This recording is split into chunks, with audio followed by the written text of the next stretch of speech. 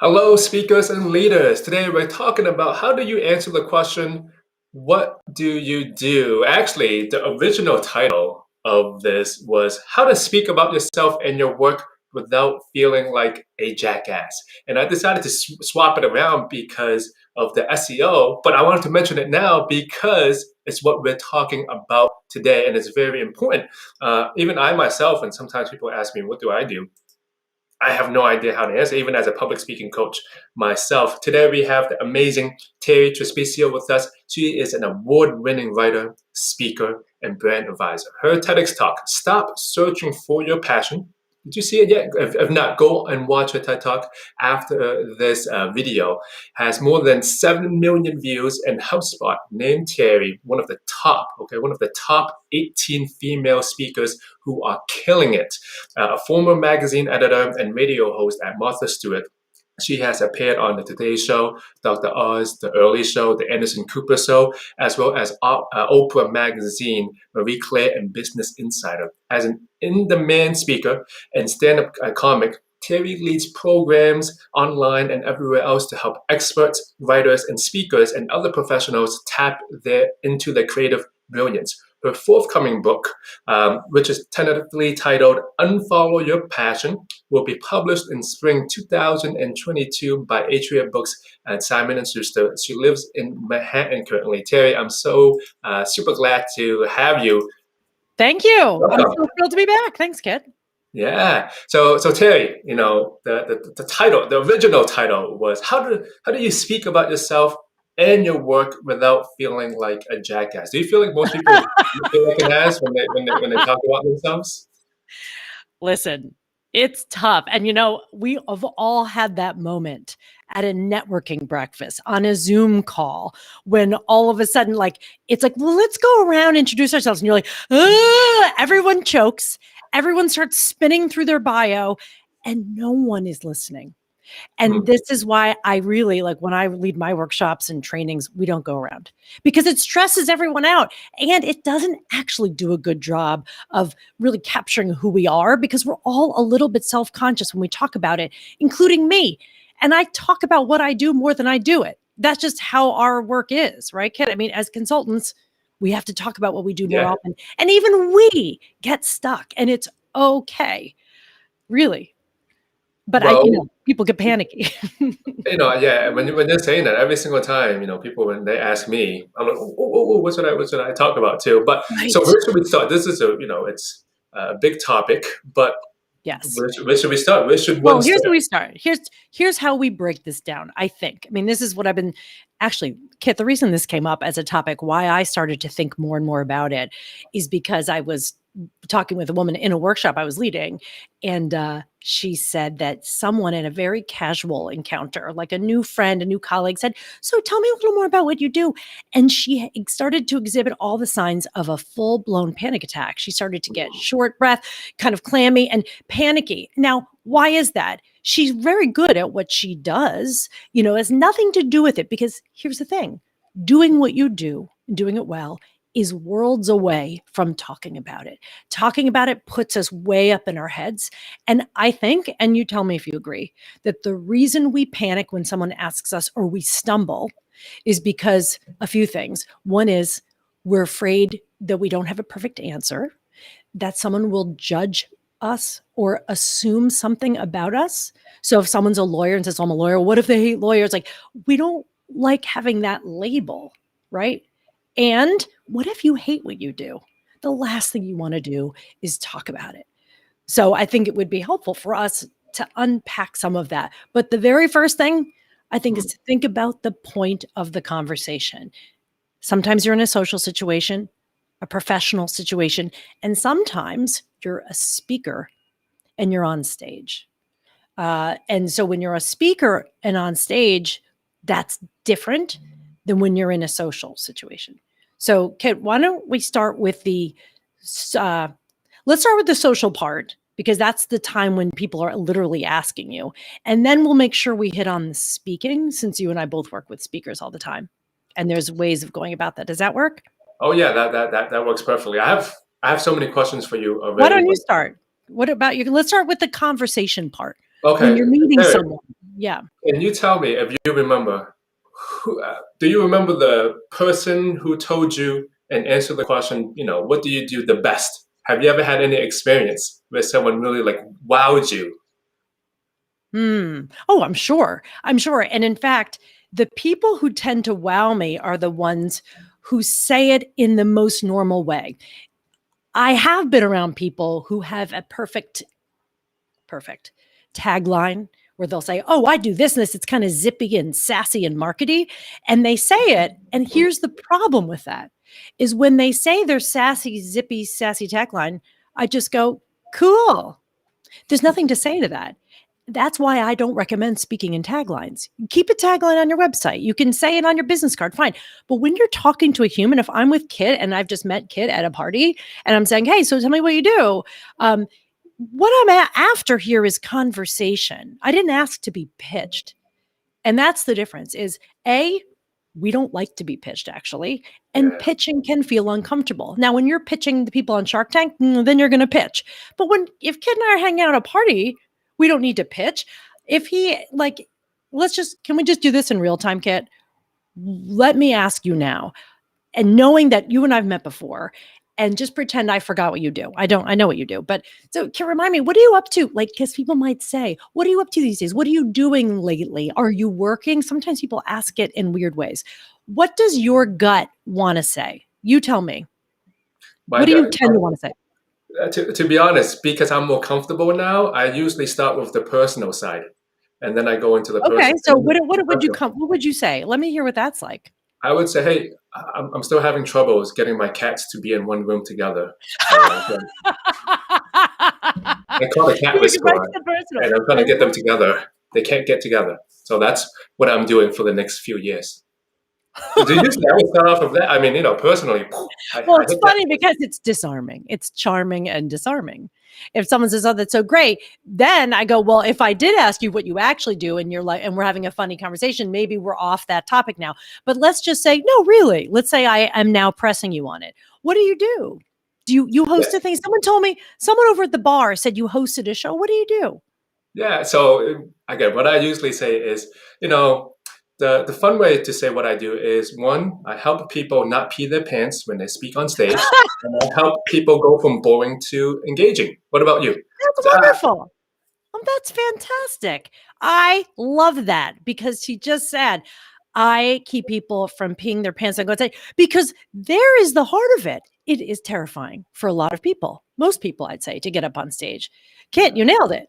but let me tell you where I got that from. One day, and I want to ask you this question before we go too deep. I want to hear what you're going to say. But I got that from one day. Someone posted in this Facebook group, and they said, "What is the most funniest and strange way you can describe what you do?"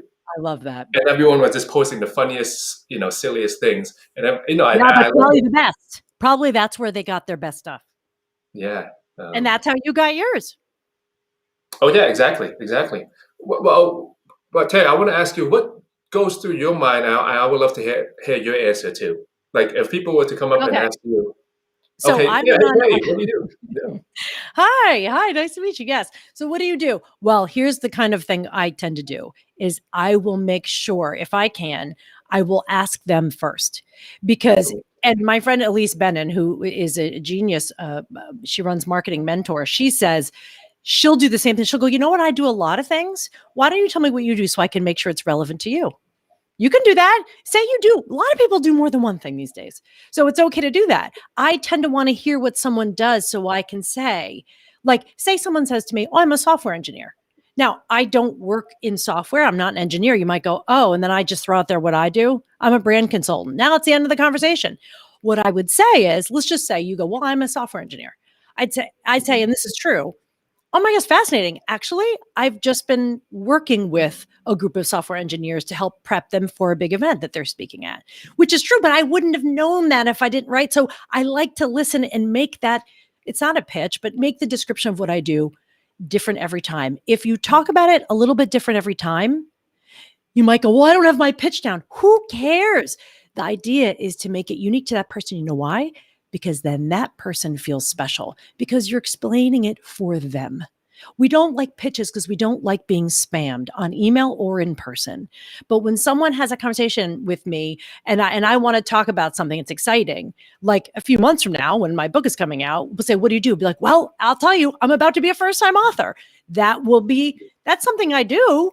It's not where I make all of my income, trust me, but at least it's what's relevant. So one way to tackle that question is to do a funny thing like Kit did, which I love, to listen to someone else first, or to talk about what you're working on now, rather than saying, well, I was born in 1952 in a little town called, like, no, don't start too far back, because our fear is also, oh God, what if we bore the other person? Well, guess who's not bored in one of these conversations? Someone who's participating in the conversation. So when we're talking about, hey, we're just making small talk here, get into the guts of it right away by talking about what's going on now, rather than trying to be like, well, I'm a bookkeeper, and then not saying anything else. You spit out a one-word answer, conversation's over. But everyone thinks that either they'll be judged by what they do, or that people won't understand, it's too complicated. No, it's not. I challenge you. If you think it's too complicated, you're saying that you're above telling it to people who would be interested to know. And it's our job, actually. It's our job to explain it. And don't use jargon, because sometimes we assume, like, oh, I'm a digital strategist, communications manager. What the hell does that mean? No one knows, by the way. If you're a digital communication strategist, I'm glad you have that on your LinkedIn profile, but no one gets it. Someone will go, cool. And if they're not bored, they'll walk and they don't walk away. They might say, well, if it were me and you told me that, I go, well, what does that mean? What's that look like? Explain it like a human. Well, it means I manage a team of 30 writers and we're always trying to get the word out about our company. Okay, put it in human terms. This is key. Yes, whatever you're working on now, I see people commenting and saying, like, unless the other person does a lot of things as well, vicious circle. Well, no, it's okay. I mean, you'd be like, tell me what you're working on now. I had this happen to me on a call recently. We were getting to know each other. And she said, tell me everything about you. That's intimidating too, because I don't really think she wants to know everything about me. And what I did is I just turned it around. I go, well, I'd love to tell you everything you want to know, but I'm interested. And I had looked at her website before we talked. And I said, but tell me about this first before we do that. I saw that you're doing this. Tell me about that. Do you think she stopped me? No, she was off to the races. She was talking about what she does. Part of the goal in terms of conversation when you're networking, you're getting to know people, seeing how you can be helpful, seeing how they might be able to help you, is actually getting into the meat of the conversation and not worrying so much about labels. But I will say one other thing about this, which is, well, what if you hate what you're doing now and you actually wish you could leave and you don't want to talk about it and you don't want to be labeled that and blah, blah, blah. Don't get caught in the past, present, future bind. Don't think that you are only what you've done. You can say, well, I've been working at this real estate firm for a long time. Well, I'll tell you what I'm really excited about. I have been looking for jobs in the blah, blah, blah industry because I'm so excited. I'm fascinated by it. Really? Why? Why are you fascinated? I'm so interested. Now you're having a real conversation. Actually, no one is looking for your W-2 or your W-9. They're not wondering how you pay taxes. They don't care what you do every second of every day all the time. They actually want to have a conversation and they would probably love to help. And without you asking, they just might. When you talk about something you're into, someone might go, well, my sister-in-law works at they would love that. We all want to feel useful. So giving people the chance to do that is really great, rather than assuming that they're going to judge you, they're going to make assumptions, they don't care. Someone actually did say, because I've been talking about this now with my own community, because I'm going to be doing a full day workshop soon about how to get your brain around this, because it takes more than just a few minutes. And she said, well, the reason I have trouble telling people what I do is because I really don't believe anyone cares. And my heart broke a little at that, because I thought, if you really believe that, then that's hard. How do you talk to anyone if you think no one cares? And then you think, well, I would say, how can you show that you're interested in talking about what someone else does? She said, well, everyone just wants to talk about what they do. I was like, actually, they don't want to. It's awkward and hard. So why not make it interesting and engaging for that person? I don't believe that no one cares. I do believe I'm in New York City and you're going to hear sirens this whole time because this is my life. But anyway, you see what I'm saying? This is part of the challenge, is to confront the reasons why we might get defensive about it. No one cares. They're going to think I'm boring. They're going to think I'm a jerk because I'm a this, or people are going to think I'm looking like I'm trying to make myself look good.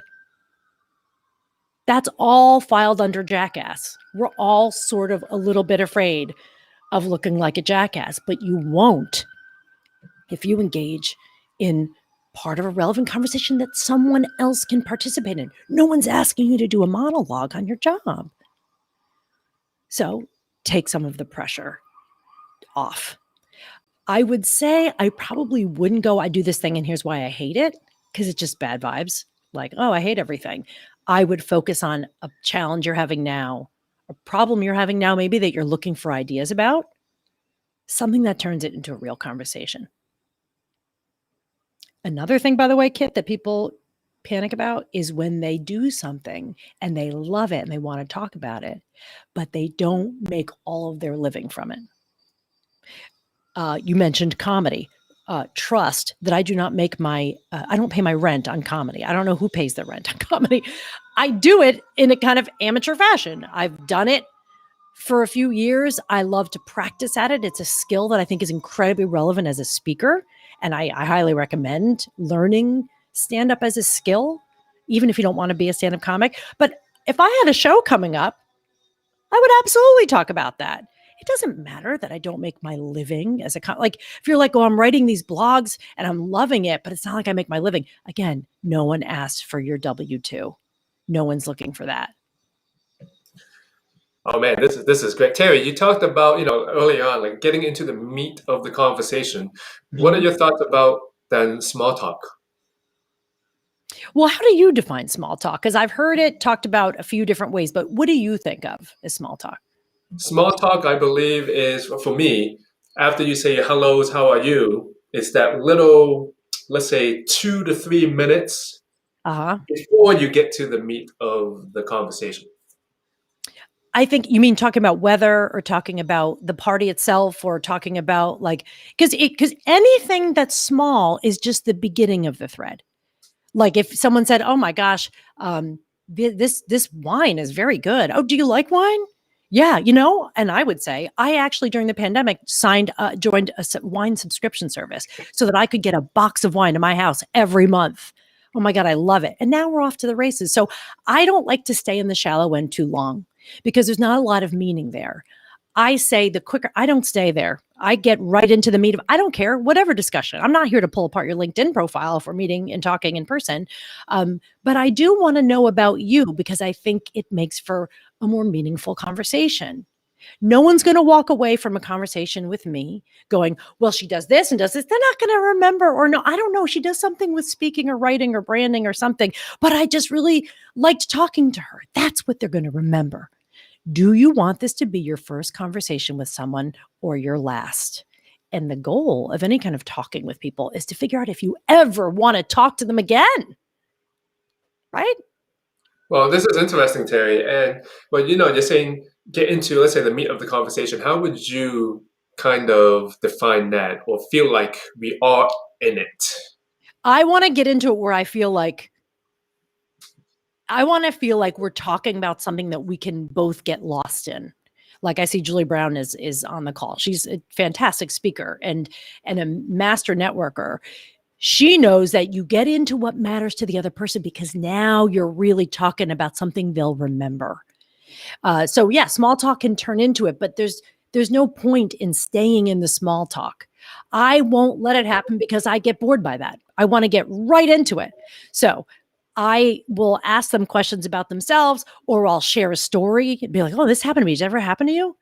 So that it's real, so that we both remember what we talk. Because that conversation, as Julie knows, and a lot of people on here know, that's going to be what they remember. And when they see you again or want to reach out again, oh my God, we had this hilarious conversation about this. And it turns out she had a recipe for margaritas and I really want that recipe. That might be small talk, but it leads to real connection. So I definitely think it's worthwhile. It's not like I'm going to confront someone and go, so what is your feeling on Black Lives Matter? Like, we're not going to go, you're not going to start with something that could be polarizing. But I just like to get into real conversation faster because I just think it's more fun. Literally because it's more fun. Not because I want to like furrow my brow and like make things harder. Make sense? Yeah, that makes sense. Well, as an introvert, I'm glad that most things are on Zoom now, so we don't actually have to sometimes get into the what do It's you true. do? It's Yeah. true. And we're not going back. You know that we're not going totally back. Uh, can we? This is just on the spot.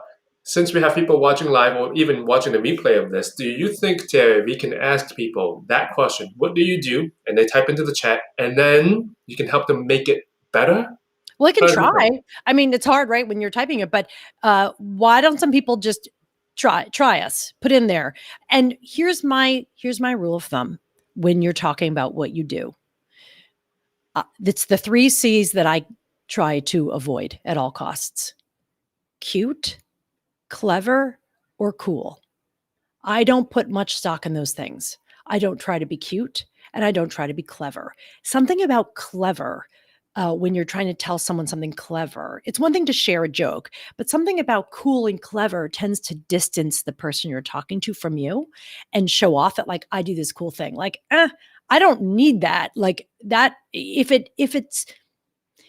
something you're saying falls under cute, cool, or clever in an attempt to make yourself look good, potentially at the expense of the other person who's going to be like, oh, I don't think that's helpful. Right? So if you want to, go ahead. Let's see some of what people do. What do you say, or what do you try to say, or where do you struggle with it? It's hard, right? If I'm not actually talking to you in real time for me to help, because it wouldn't be right for me to put words in your head. But I would be curious to see if people, if you have a pitch, there's no other way around using that word, but a way to talk about what you do. How do you talk about it? So if I said, what do you do? Yeah, I'd love to see some. But there's one other thing while we're waiting for some of those to come in, Kit, that I want to tell you that was in my head, which is, rather than worry about the noun, right? Well, I'm a blank. Like, I'm a writer. Well, am I really a writer? Because like all my income didn't come from writing. There's a lot of pressure to name that thing. If you like to say I'm a this, I'm a creative director at an ad agency. I'm a this. Cool. If that's not a problem, and you just like to say that, that's not a problem. I'm talking about people who kind of feel weird about it. Abandon the nouns and use the verbs. And I mean, really spend some time, especially if this creates anxiety for you, and look up, I'm going to just say it, spend some time on a thesaurus and look up all the words that have to do with the kind of thing you do and find words that you like. I lead workshops where I help people find the words and use the words to find and create their creative breakthroughs, no matter what they're doing, whether they're speaking, whether they're trying to write a book, whatever, whether they're trying to figure out what to say to people. And it does start with the words. If you like the words and they feel good to you, you won't scramble the same way. You won't. And so rather than worry about, well, what do I call myself? Who cares? Call yourself the Queen of Sheba. It really doesn't matter. It's more like, well, I do this. So for instance, for me, again, I change mine all the time, how I talk about it based on who I'm talking to. If I'm talking to a bunch of financial advisors, since I have done a lot of branding in that space and worked with financial firms, I say, I work with advisors like you to help them figure out how to make their brand stand out. Because everyone in your industry uses the same 3 colors of paint and it gets really old. That's to those people, right? For someone else who says, oh, I want to give a TED talk, or I want to teach my team to be better speakers. When I worked with I'm working with that software company. They were like, we have 100 speakers. They don't speak for a living. They need to be shown how to tell stories compellingly from the stage and on video. Then I can say, oh yeah, well, I help people figure out how do they tell a story that keeps people watching and helps them position their expertise in the way they want to be seen.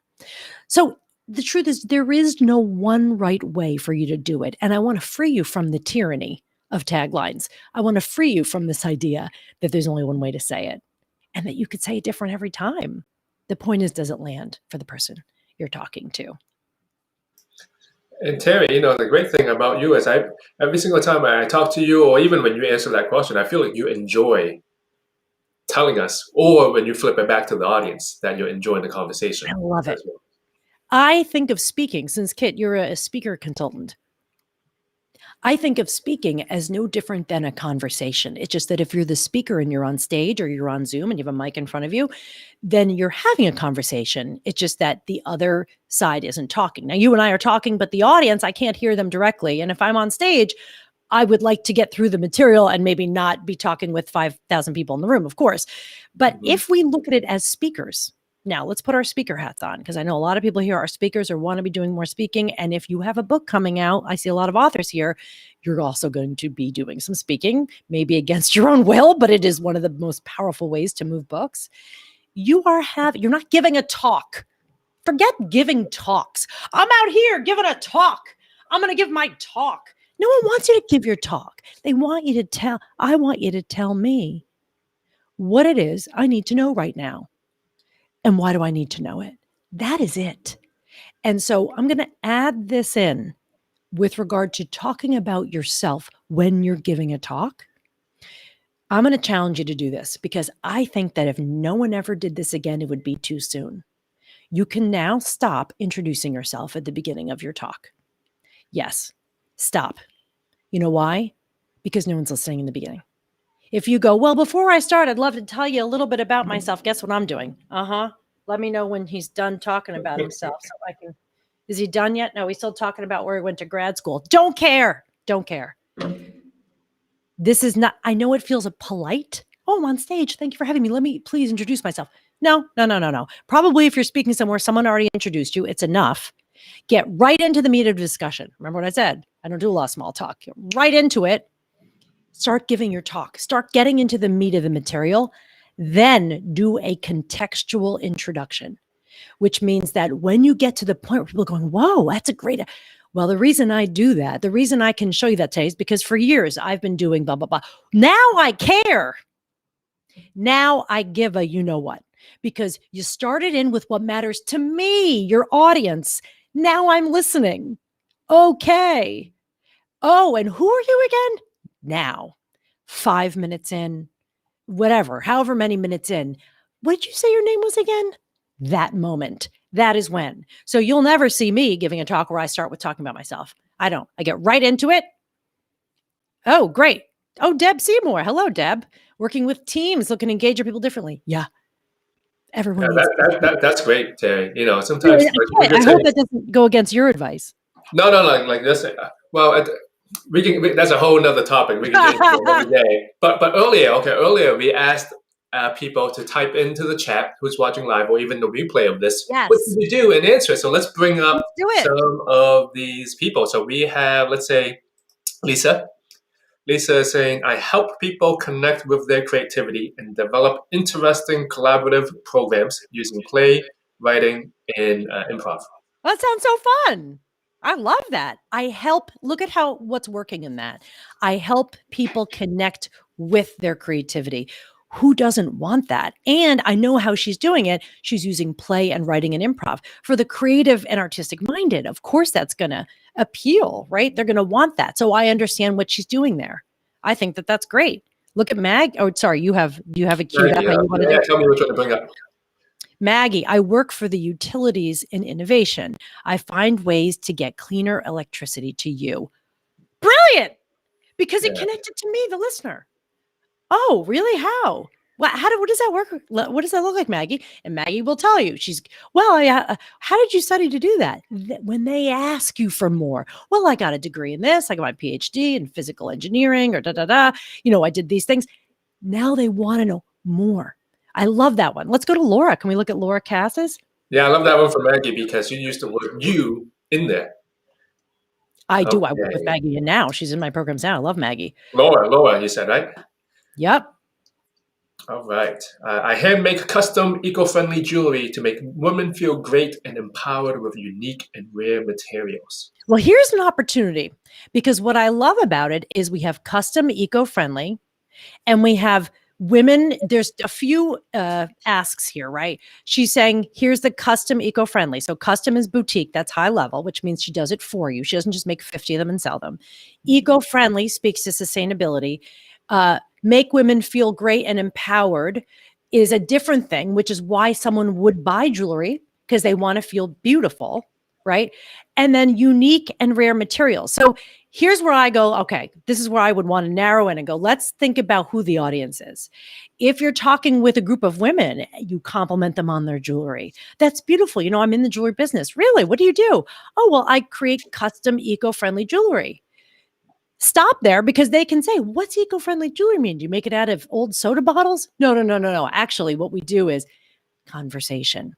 Because here's what I think is happening with Laura's. It's trying very hard to connect all the dots, because she's assuming that custom and eco-friendly are the same. They may not be. I might want cheap eco-friendly jewelry that I can buy from anyone. Custom would mean that I want something made for me. So that's two different needs. Then there's the part about women feeling great and empowered with unique and rare materials. Here's the challenge. Do I feel more empowered with jewelry that was made from unique materials? I bought this necklace and it's sold online, and literally anyone can have it. There's nothing sustainable or unique about it. Literally, you could buy this right now. I still feel great wearing it. So then I'd want to examine the relationship. This is now where we're going from like talking about speaking really to talking about who are you and what are you offering? And so do you see the difference there though? Because it's like, well, who are you talking to? If it's about women who like high-end stuff that they want made for them, I zero in on that. If you're at a place where everything's very eco-minded, oh, I make eco-minded jewelry. What's that look like? Oh, we harvest such and such materials. Ooh. So I would pick one. You don't have to force all the things to go together. Ooh, love that. Love that. Let's bring on two more. We got Know Julie your audience. and Deb. Julie, you're next? coming from LinkedIn. We got some audience from YouTube. That's why. So people are putting in comments. I'm a Good. networking coach and professional speaker. Parentheses, boring, right? You just said, is this boring? I'm a networking coach and professional speaker. First of all, there's nothing boring. Again, I'm going to say my thing about boring.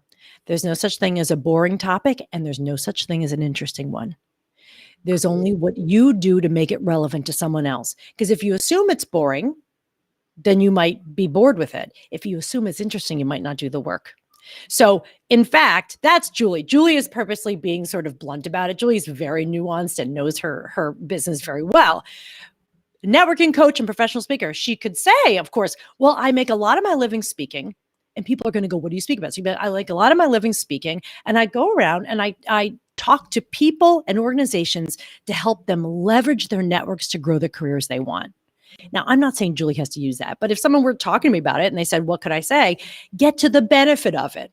Because a networking coach, most people did not wake up this morning thinking they needed one or knowing what that was. And that's where I say labels are dangerous, because you could be like, oh, I'm a glassware coach. What's that? Well, someone who helps you pick out the right glassware. Oh, I didn't know that existed. So you could say I'm a networking coach, and let me explain what that is. It's people who have trouble making and keeping connections in a way that actually pushes their career forward. They feel stuck. And I believe, I'm pretending I'm Julie Brown, and I believe that network is the key to everyone's success. That what you know is one thing, but who you know is critical. Now I understand it. I'm riffing on Julie's stuff here, but you see what I'm saying? Get it to matter to the other person. They don't care about your nouns. Terry, you need to make an app where people can just pull up and say, what would Terry say? Yeah. Oh my The God. Terry dictionary. Oh my gosh. Yeah. I don't have the Terry dictionary, but that would be very helpful. Okay, here we go. Last one. Deb, I'm currently working Yeah. with some amazing leadership teams looking to engage their people differently. Here's my question about that. I don't know what that means. Because look at the language. Leadership teams engage and differently.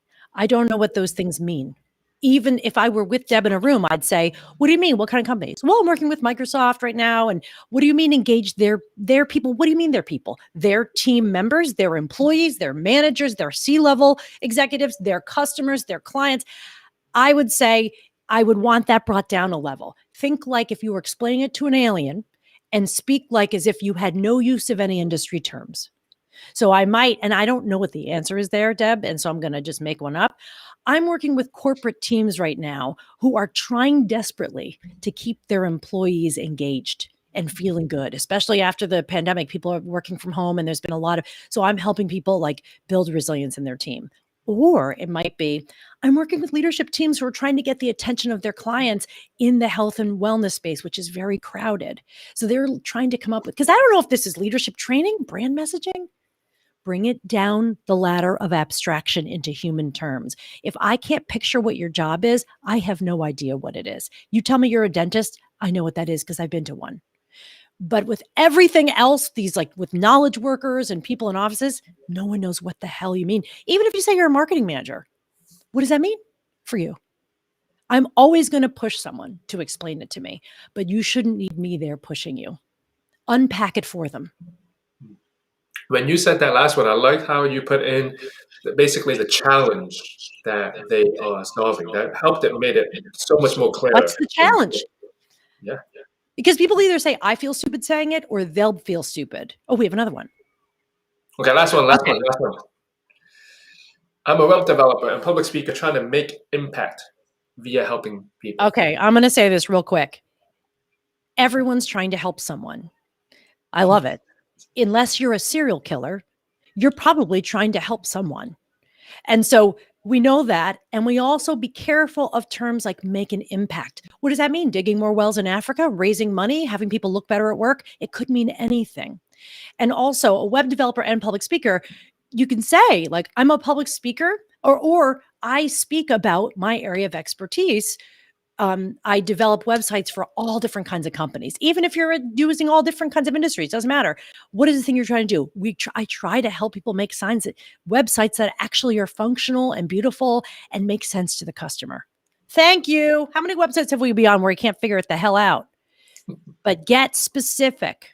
Don't try to be up here with impact and help and blah, blah, blah. Throw away all your 10-cent words, throw them out and start talking a human language again. Ooh. Yeah, getting specific, human language. Okay, since a lot of people told us about them, Terri, you have a book coming up. Okay. Yes. I want to hear more about it. I'm sure our audience wants to hear more about it too. Tell us more. Oh God, this is hard. See, now you've just turned me on my vulnerable part, which is I'm still finishing the edits. I'll tell you what it is. It was inspired by the TED Talk I gave, Stop Searching for Your Passion. But it's a lot. It's not just about that one thing. That's a 10-minute talk. There's not much there's not much in that talk. There's a little bit. This book, tentatively titled Unfollow Your Passion, due out from Simon & Schuster in January, expands that even bigger. Because here's why. I don't believe that finding one passion or purpose is going to change your life. I know that's counter to what you've heard, but I don't believe it will. What I believe will give you the meaning and value in the life you want is by actually creating it, making it based on skill and practice and challenging the ways you've seen your choices before. So it is a nonfiction. It is considered a self-improvement title. It will change the way you see things that people have been telling you forever. Like you should get out of your comfort zone. Nope. I say you should stay in it. Add things to your bucket list. I say question the bucket list. I think it can be a problem. People say make commitments to things. I say question some of those commitments. So I take everything, knowing that I'm someone who likes to pick a fight. I take all the things you've been told that will make you have a better life, and I turn them on their ear. And I'd like to think that it's an entertaining read. So you'll hear more from me on that. If any of this is appealing to you and you want to stay in touch, by the way, kid, I'll tell people this. Go to territrespicio.com/get-it. And when you fill out the form, say you saw me on Boston Speaks, and I will add you to a special list, and I will send you some information that is relevant to this discussion. Good?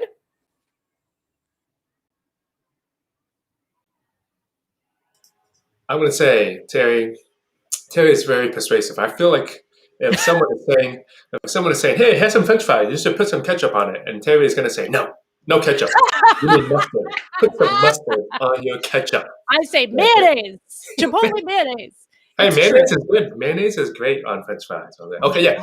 So good. So Thank Terry, you. well, thank you for being on with us. Any last words, man? Time was just flying by today. Any last No, this words? was so fun. Kid, I always appreciate speaking to your community. I've met people through you that you don't even know I have, who have been a part of my community. So I want to thank you for that. Oh, awesome, awesome. Well, Terry, thank you so much for hopping on with us today. Again, everyone, today is just the start of the conversation. You Mhm. can all go to territrespicio.com/get it, and also just visit her website in general and follow her on what's the hashtag on social media, Terry?